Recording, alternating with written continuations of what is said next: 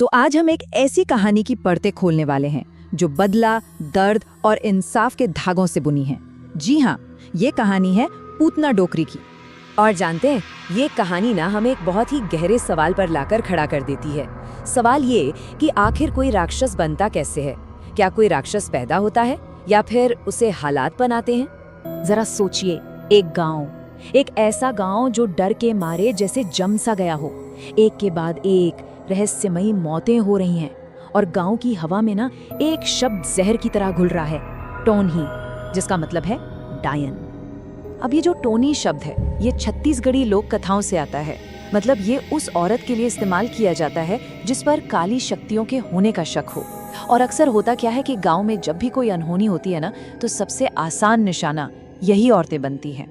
तो जब डर हद से ज्यादा बढ़ जाता है, तब गांव वाले अपनी आखिरी उम्मीद का दरवाजा खटखटाते हैं, और वो उम्मीद है एक बैगा। अब ये बैगा, आप समझ लीजिए, एक तांत्रिक या ओझा होता है जिसके बारे में माना जाता है कि वो अंधेरी ताकतों से लड़ सकता है। तो जाहिर है गांव वालों की सारी उम्मीदें अब उसी पर टिकी हैं। लेकिन जब इस तथाकथित डायन का राज खुलता है ना, तो वो गांव वालों की सोच से बिल्कुल परे होता है। असल में ये किसी शैतानी ताकत की कहानी है ही नहीं, बल्कि ये तो एक बहुत गहरे अन्याय की दास्तान है। ये टोनी ही और कोई नहीं बल्कि पूतना डोकरी है, गांव से निकाली हुई एक अकेले बूढ़ी औरत। पर उसके कामों के पीछे कोई बुराई नहीं है, बल्कि एक ऐसा दर्द है, एक ऐसा असहनीय दर्द जिसने उसकी रूह को ही छलनी कर दिया था। तो बदले के इस रास्ते की शुरुआत होती है आज से 5 साल पहले। तब पूतना का एक हंसता खेलता परिवार था, वही उसकी पूरी दुनिया थी। और फिर बस एक पल में एक शराबी ट्रैक्टर ड्राइवर ने सब कुछ छीन लिया। लेकिन इंसाफ नहीं मिला। क्यों? क्योंकि वो ड्राइवर गांव के ताकतवर गबटिया, मतलब जमींदार का आदमी था। सिस्टम ने ताकत के आगे घुटने टेक दिए और उल्टा पूतना के परिवार पर ही इल्जाम मर दिया।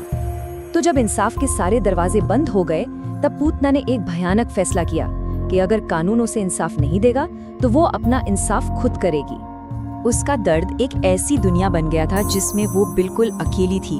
उसने खुद कहा था, मेरी पूरी दुनिया उजड़ गई, मेरे अंदर क्या बीत रहा था वो सिर्फ मैं ही जानती हूँ। उसकी नजरों में दुनिया का इंसाफ ना एक मकड़ी के जाले जैसा था, एक ऐसा जाला जो सिर्फ कमजोरों को फंसाने के लिए बना हो। जैसा कि वो कहती थी, बड़ा कीड़ा तो जाला फाड़ के निकल जाता है, लेकिन छोटे कीड़े उसी में फंस जाते हैं। और उसका परिवार, वो खुद वही छोटे कीड़े थे।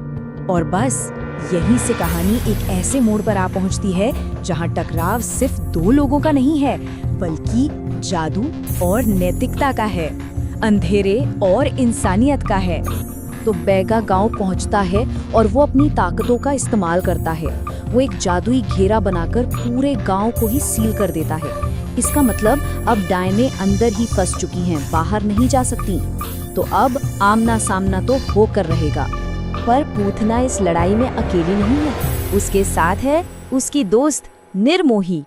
लेकिन निर्मोही का मकसद इंसाफ नहीं है, उसका मकसद तो कुछ और ही है, पैसा। तो आप देखिए, यहाँ एक ही रास्ते पर 2 मुसाफिर हैं, पर दोनों की मंजिलें एकदम अलग। एक का रास्ता बना है दर्द और इंसाफ की तलाश से, तो दूसरे का रास्ता सिर्फ लालच से। और यही फर्क, बस यही छोटा सा फर्क इस कहानी का पूरा रुख बदलने वाला था। और अब हम पहुंचते हैं कहानी के उस मोड़ पर, हिसाब के उस दिन पर, जहां फैसला जादू या ताकत से नहीं बल्कि इंसानियत की एक पुकार से होना था। जब निर्मोही का सामना उन बेगुनाह लोगों से होता है जिन्हें वो डरा रही थी, तो अचानक उसके अंदर कुछ टूट सा जाता है। अपने किए कामों का बोझ उसे कुचलने लगता है और उसे ये एहसास होता है कि वो जो कर रही हैं वो इंसाफ नहीं, वो तो पाप है, कत्लेआम है। और फिर वो घबराकर पूतना की तरफ मुड़ती है, एक साथी की तरह नहीं बल्कि एक दोस्त की तरह। वो उससे भीख मांगती है। वो कहती है कि उस औरत को याद करो जो तुम कभी थी, एक माँ, एक दादी।